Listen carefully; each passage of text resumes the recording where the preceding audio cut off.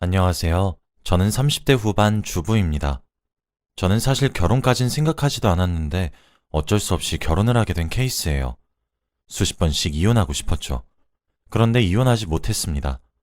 그 이유는 바로 제 아들 때문이에요. 저는 지인의 주선으로 지금의 남편과 만나게 되었습니다. 그렇게 몇 번 만남을 가졌어요. 그러다 마지막 만남 때 둘이서 술을 한 잔 먹었죠. 그러다 덜컥 임신을 하게 되었습니다. 한 달에 한 번씩 하던 마법이 없어 혹시 설마 하는 심정으로 임신 테스트기를 사서 검사했더니 아니나 다를까 임신이었어요. 그렇게 번갯불에 콩 볶듯 후다닥 식을 치렀습니다. 당시 30대 초반이었던 저는 다소 늦은 나이였고 남편도 저보다 5살 연상이라 갑작스러운 임신 소식에 비해 양가에서 축하를 받으며 결혼을 하게 되었죠. 배가 부르기 전에 식을 올려야 된다는 시댁 성화에 임신이란 걸 알고 2달 만에 결혼식까지 진행이 되었습니다. 저는 그래 기왕 이렇게 된 거 이것도 내 운명이다 싶어서 잘 살아보겠노라 굳게 다짐을 했어요. 그런데 제 로망과 현실은 정말 다르더라고요. 남편은 소개팅에서 봤었던 모습과는 다소 차이가 있었습니다. 지금 가장 후회가 되는 것은 아이에게 더 좋은 태교를 해주지 못했던 거예요. 저희는 임신한 동시에 신혼이 시작되었습니다. 저희는 정말 미친 듯이 싸웠어요. 남편은 천성과 기질이 불같은 사람이었습니다. 매사에 욱하고 화를 참을 줄을 몰랐고 화가 나면 생각 없이 말로 가슴에 상처를 입혔죠. 처음엔 참았습니다. 이쯤 하면 그만두겠지. 내가 참으면 여기서 그만하겠지 싶었거든요. 근데 아니더라고요. 저에게 손을 올렸던 것은 아니었습니다. 다만 물건을 집어던지거나 밥상을 엎어버리거나 일반적인 행동에서 벗어났었죠. 아이를 낳고 저는 점점 더 예민해졌어요. 지지고 볶으면 어떻게든 살겠지 싶다가도 아이에게 이런 모습을 보여주는 것이 과연 정말 이로운 걸까? 라는 생각이 들더라고요. 그리고 저도 점점 한계에 이르렀습니다. 사람이 참는데도 한계가 있다는 말이 있잖아요.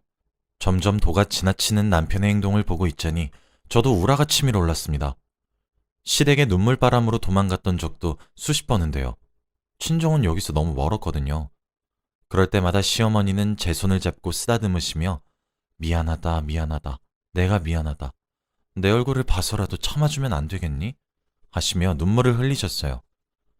다행스레 시어머니는 참 좋으신 분이라 제 버팀목이셨죠. 남편은 그런 천사 같은 시어머니를 닮지 않고 독불장군인 시아버지를 아주 빼다 박았더군요. 시댁의 눈물바람으로 가면 시아버지가 하는 행동들이 다 남편이 제게 하는 행동들이었어요. 아주 복사한 것 같았죠. 시어머니가 평소에는 다 받아주셨는데 그런 시어머니도 참아주지 못한 적이 있었습니다.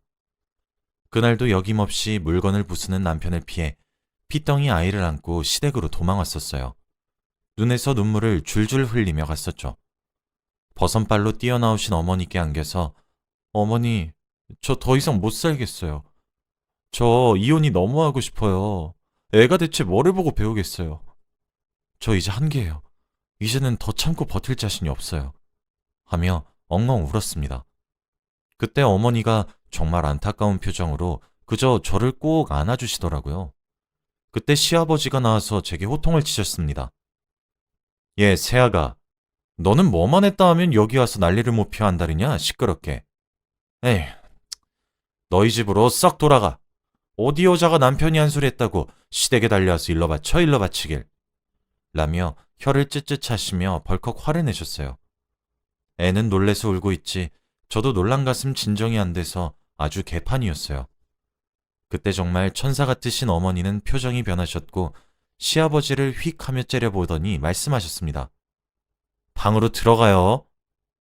원래 시어머니는 요조숙녀같이 얌전하셨던 분이라 저는 그런 모습을 처음 봤어요. 원래 시아버지가 말씀하실 때 끼어들면 안 되거든요. 근데 말을 탁 자르시며 제 편을 드시더라고요. 시아버지는 뭐? 이놈의 여편네가? 라며 소리를 지르려고 하는데 시어머니가 먼저 빽 소리를 지르며 그만 못해요? 지금 며느리가 여기 와서 왜 눈물바람인데? 이게 다 누구 탓이냔 말이에요. 민철이가 누굴 보고 배워서 누굴 쳐닮아가지고 지 마누리한테 그 짓거리를 그대로 하냔 말이에요. 라며 쏘아붙이셨어요. 저는 그런 모습을 하신 어머니의 모습을 처음 봤고 물론 시아버지도 마찬가지셨겠죠. 집안은 정적이 잠시 흘렀고 정신을 차리신 시아버지는 저거! 라며 뒷목을 잡으려고 하셨습니다. 시어머니는 시아버지를 그대로 외면한 채 방에 들어가셔서 제게 걸쳐줄 외투와 본인의 외투를 들고 나왔어요. 그리고 제 손을 잡고 시댁을 나섰죠. 뒤에서 시아버지가 이놈의 여편네들이 돌았나? 어디가? 라고 소리를 지르셨지만 시어머니는 들은 채도 하지 않으시고 밖으로 나섰습니다. 저도 그런 어머니가 이끄는 대로 따라갔어요. 어머니는 근처에 있는 카페로 저를 데려가셨죠. 어머니는 제게 많이 놀랬지? 내가 미안하구나. 라고 말씀하셨습니다. 저는 아니요, 어머님. 어머님이 뭐가 미안하세요. 전 괜찮아요. 라고 했죠. 어머니는 제게 에휴, 내가 아들을 잘못 키웠어. 민철이가 잘못 컸어. 내 탓이야. 모두 다 내 탓이다. 라고 하시며 훌쩍이셨어요. 이어서 시어머니는 나도 선을 봐서 결혼한 거야. 네 시아버지랑 결혼하고 나니까 사람이 분노 조절을 못하더라. 그래도 민철이를 임신했었고 내가 참고 살면 되겠거니 나 하나 입 다물면 집이 평화로우니까 그럼 됐다 싶어서 냅뒀지. 그런데 요즘 그게 너무 후회가 되더라고. 세아가 널 보고 있으면 내가 그때 바로 잡았으면 민철이 이 자식이 너에게 지아버지처럼 안 굴었을까 이런 생각이 한번 들기 시작하니까 멈춰지지가 않는구나. 라고 하셨어요. 시어머니와 저는 그날 부둥켜 안고 눈물을 쏟아내며 서운함과 서러움을 쏟아내었고 서로를 위로했습니다. 솔직히 시어머니의 고백에 빈말이라도 괜찮단 말은 안 나왔어요. 그러고 다음날 어머니는 저를 집에다 바래다 주시며 신신당부를 했습니다. 세아가 만약 너무 괴로워서 이혼하고 싶으면 내가 도와줄 테니까 너무 걱정 마렴.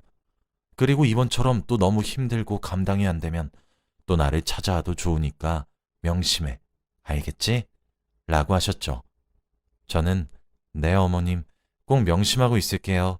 라고 말을 한 뒤 집으로 들어갔습니다. 어머니께 용기를 얻은 것 같아서 힘이 또 나더라고요. 그리고 아들에게 하나 있는 아빠 자리를 빼앗는 것이 겁도 났던 것도 사실이었죠. 그런데 시어머니는 그렇게 저를 바래다 주시고 집으로 돌아가셔서 시아버지께 이혼을 요구하셨습니다. 저도 남편도 그리고 당사자인 시아버지도 깜짝 놀라셨어요. 어머니는 시아버지께 합의해주지 않으면 이혼소송까지 불사하겠다고 말하셨죠. 시어머니는 시아버지께 당신은 내가 화를 못 내는 사람으로 보여? 내가 화내는 법을 모를 거라고 생각하냐고. 나도 사람이야. 내가 요즘 며느리를 쳐다볼 낯이 없어. 당신이 민철이 성질머리 다 배려놓고 왜 재수를 하는 건 내가 해야 돼? 나도 민철이 결혼도 시켰겠다. 이젠 자유롭게 살 거야. 이혼해. 라고 소리치셨다고 해요. 시아버지는 완고하게 이혼만은 안 된다고 반대했지만 시어머니는 이혼 소송을 거셔서 승소하셨죠. 항상 준비해 주셨던 모양이었습니다.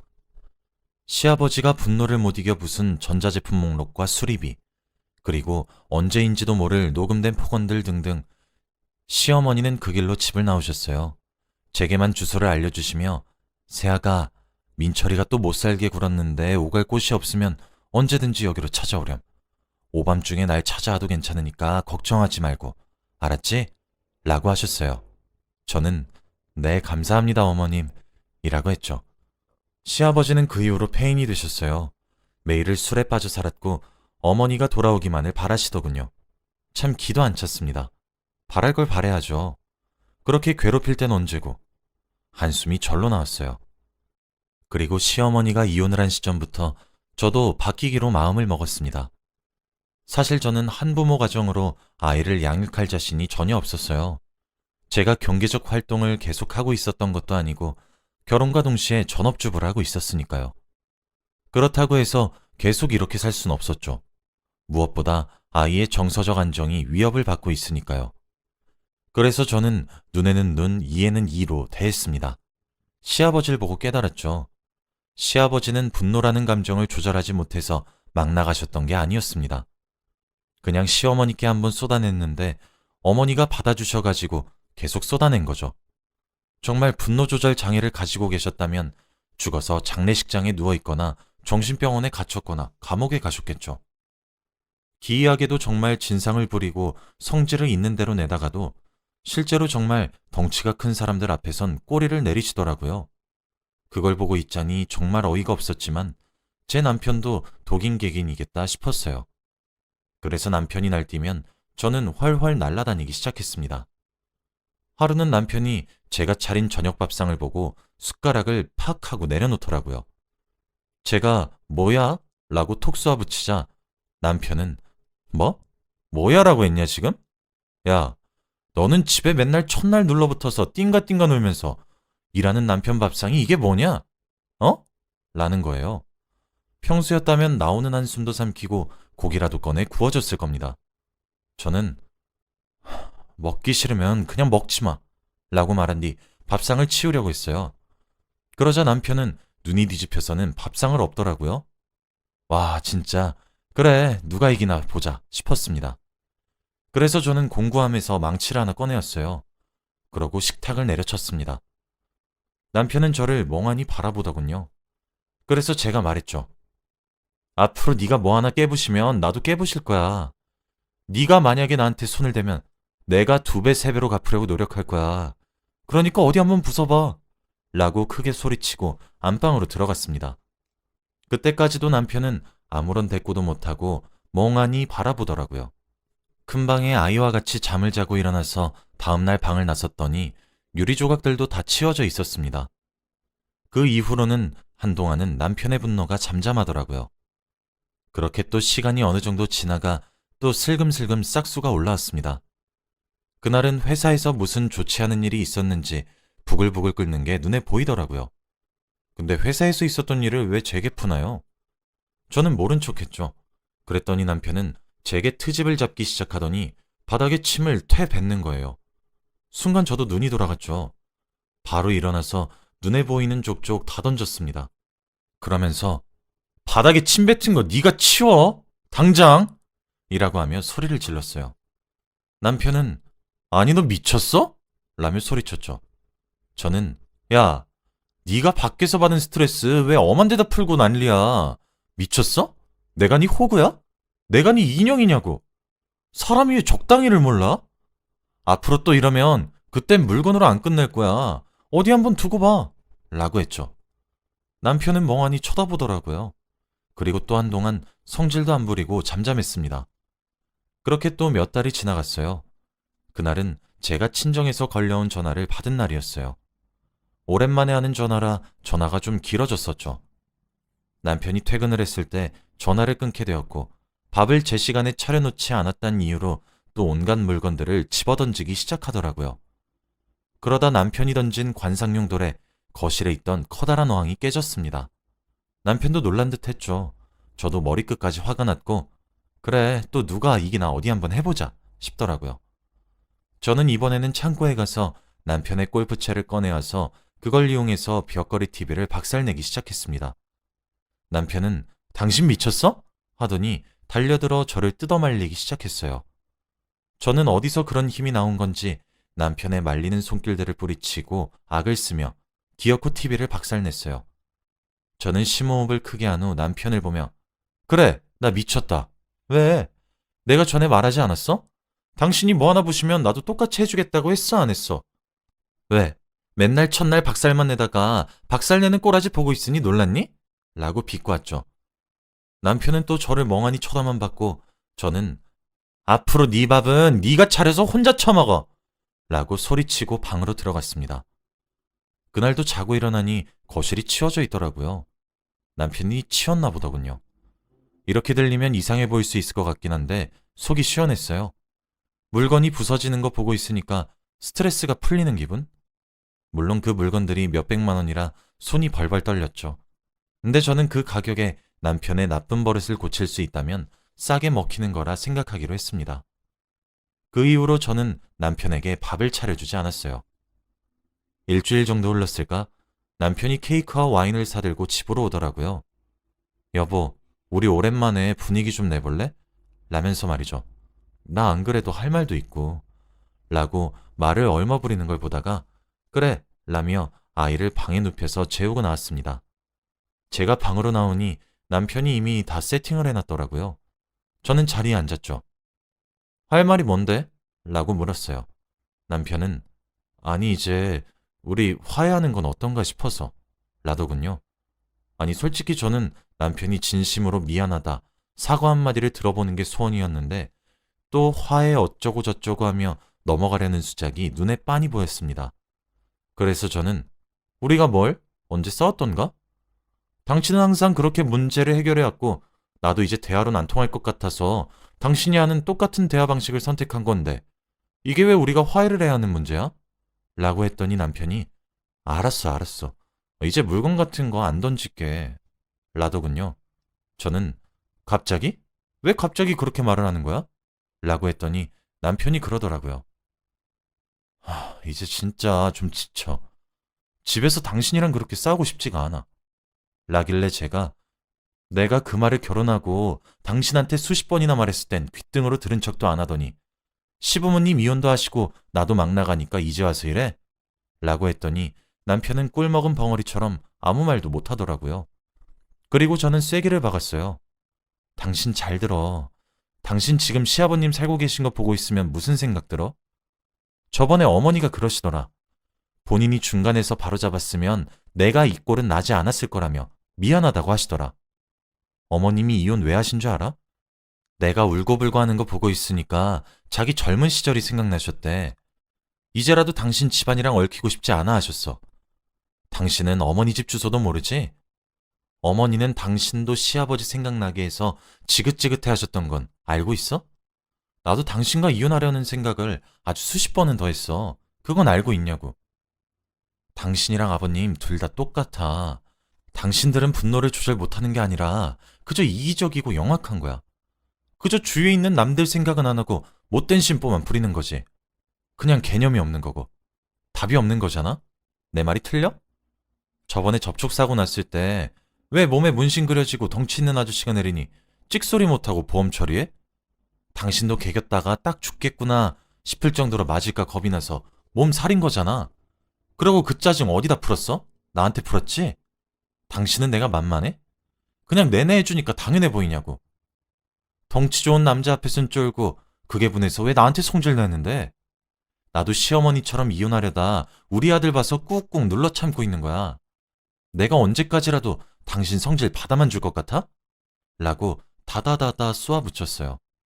저는 이어서 당신도 시아버지처럼 되고 싶지 않으면 성질머리 좋은 말로 할 때 고쳐. 누군 욕을 못해서 안 하는 줄 알아? 누군 성질 없어서 안 부리는 줄 아냐고. 내가 그런 당신 보고 넘겼던 이유는 오로지 아들내미 딱 하나뿐이었어. 근데 어머님 이혼하시고 자유 만끽하시며 사는 거 보니 이혼도 불사할 수 있을 것 같긴 해. 당신 생각은 어때? 라고 했더니 남편이 싹싹 빌더라고요. 사실 저도 좀 세게 말한 거였는데 아무래도 시아버지가 진짜 페인처럼 찌들어 사는 광경을 직접 본 게 한몫 톡톡히 했나 보더군요. 남편은 알겠어 여보.